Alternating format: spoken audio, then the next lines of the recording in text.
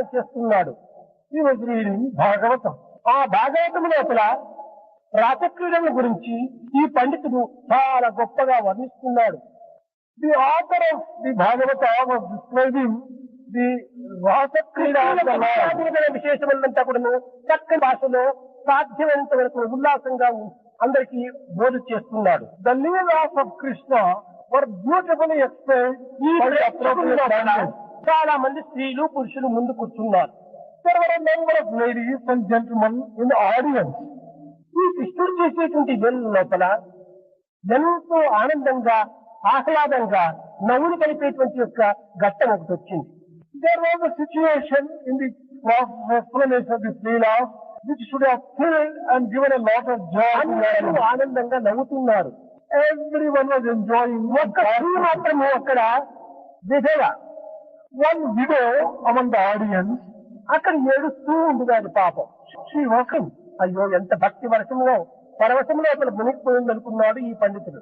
The scholar who was explaining this Bhagavata thought, this lady is fully immersed on account of her ఇంతమంది devotion. లోపల కూడా ఆమె ఒక్కటే పరమ భక్తురాలు అనుకున్నాడు. He thought she was the only true devotee in the entire audience. అప్పుడు ఆమెను స్టేజికి పిలిచి, అమ్మా నీవు భగవంతుడి యొక్క లీలాగుణమైన విశేషములను హృదయంలో హత్తుకున్నట్టుగా నీవు అనుభవిస్తున్నావు, అందువల్లనే ఆనంద భాషను రాల్చుతున్నావు. He called her to the stage and said, Mother, you are enjoying with full of devotion all the leelas of the Lord. ఈ యొక్క ప్రేక్షకులకు నీవు ఒప్పచెప్పమన్నాడు. You are shedding the tears of joy. ఆమె చెప్పింది, స్వామి మీరు ఏ చెప్పారో నాకు తెలియదు. He asked, you explain to the audience లీలా గణగణ విశేషములను నాకు ఏమిటో నాకు అర్థం కావు. I have never understood what you are telling. ఏడుస్తున్నావు? Then why are you crying? మీరు పట్టుకున్నటువంటి బుక్కులు చాలా పాతది, అందులో నల్లగా ఒక దారం కనిపిస్తుంది. The book which you are holding is a very old one. ఆ దారం నా భర్త మొలతాడు జ్ఞాపకమవుతుంది. When I saw that black thread, I remembered the thread which my husband did. ఆ భర్త యొక్క మొలతాడు నల్లతాడంటే అది జ్ఞాపకం వచ్చి ఏడుస్తుంది పాపం. She was remembering the dead husband who wore such a black thread round his waist. ఇట్లా ఉంటుంది యొక్క భక్తి ప్రపత్తులు.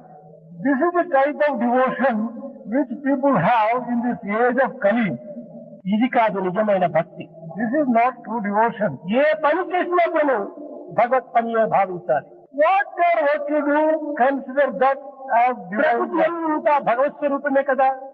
The entire creation is a manifestation of God. కనుక భగవత్ స్వరూపమైనటువంటి ఈ ప్రకృతిని భగవంతుడి యొక్క ఆజ్ఞగానే భావించి దానిని ప్రకటించే నిమిత్తమై నీవు తగినటువంటి కృషి చేయాలి. Consider the creation to the manifestation of God as God itself and conduct yourself as you conduct towards God. ఆత్మ స్వరూపులారా, Embodiments of divine Atma. ఆత్మ స్వరూపుని You are really embodiments of divine Atma. దాన్ని వాంఛలు ప్రాకృతమైనటువంటివి కనుకనే ఈ విధమైనటువంటి మానవులుగా రూపొందుతూ వచ్చారు. But these worldly desires have made you into human beings. ఈ ప్రాకృతమైన విషయాలు మీరు అనుభవించండి.